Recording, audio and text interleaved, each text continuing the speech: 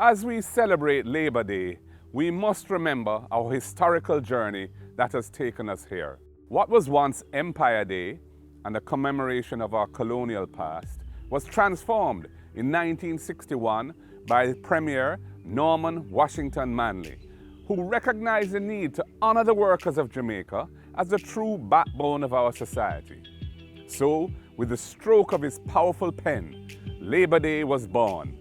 And with it began a new era of recognition and appreciation for the great contribution of our workers to nation building. 11 years after that, in 1972, Prime Minister the Most Honorable Michael Manley expanded the concept of Labor Day by adding a vital additional feature: community development through volunteerism.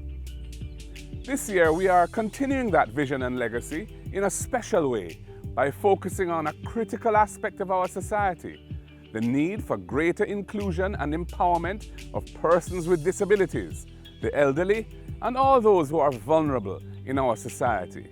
The theme for this Labor Day, persons with disabilities, the elderly and the vulnerable, and the slogan, ramp up access, show that you care, resonate deeply with me. My father was a pioneering champion of the rights of persons with disabilities as the founder of the Sir John Golding Rehabilitation Center here in Jamaica. After his death in 1996, I assumed the chairmanship of the Mona Rehabilitation Foundation and continued the support for that important institution. As Minister of Justice, I supported the development and passage of the Disabilities Act in 2014, transformational legislation to promote, protect, and ensure the full and equal enjoyment of all rights and privileges by persons with disabilities. The fact that it took some 8 years after the passing of that act to bring it into effect was disappointing, but I'm excited that we're once again seeking to energize the society around the issues affecting this group of Jamaicans, as well as our senior citizens. This year's theme for Labor Day is a call to action, requiring all of us to recognize the barriers that exist for these vulnerable groups and to take the action necessary to overcome those barriers. Our goal is to make Jamaica a place where everyone has equal access to the opportunities, resources, and support they need to achieve their goals in life, where every individual is enabled to contribute their unique talents and perspectives without being hindered by obstacles over which they have no control.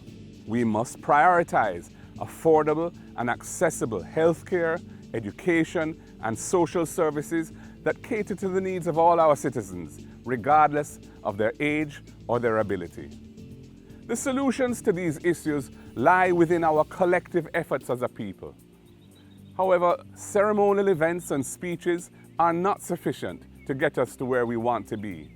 We must adopt an activist approach in all the critical areas where persons with disabilities are presently facing exclusion. And this can only be driven by sustained and courageous advocacy to ensure that these issues will never again recede into the background while other national issues are given priority attention. As the leader of the opposition, I pledge to continue advocating for policies and programs that promote inclusivity and accessibility. In fact, in our new Road to Change policy for national development, the letter A in the word change stands for accessibility and inclusivity. On this Labor Day, I reaffirm my commitment to leaving no one behind and empowering all individuals to achieve their full potential. As Jamaicans come together to work on our various community projects and national initiatives, let us remember that true progress is measured by how we uplift those who are the most vulnerable among us. Let us make this Labor Day a testament to our collective commitment to building a more inclusive and caring Jamaica. Let us ramp up the access and show that we care by executing projects that will assist our most vulnerable to actively participate in our society.